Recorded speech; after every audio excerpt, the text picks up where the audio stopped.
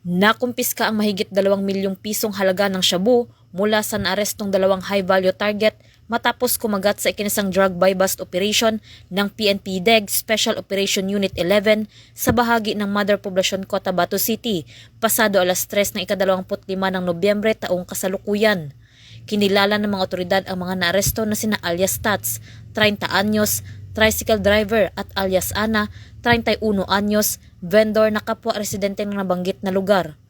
Nakumpiska ng pinagsanib puwersa ng PNP DEG Special Operation Unit 11, katuwang ang sa 42nd Special Action Company, 4th Special Action Battalion, 1st Marine Brigade, Cotabato City Provincial Office at Police Station 1 ang 7 pakete ng pinaniniwalaang shabu at may bigat na 305 gramo na nagkakalaga ng 2,074,000 pesos. Ang mga ebidensya ay nakatakdang i-turnover sa RFU bar habang ang mga suspect naman ay kasalukuyang nakakulong sa Police Station 1 at posibleng maharap sa kasong paglabag sa Republic Act 9165 o ang Comprehensive Dangerous Drugs Act of 2002.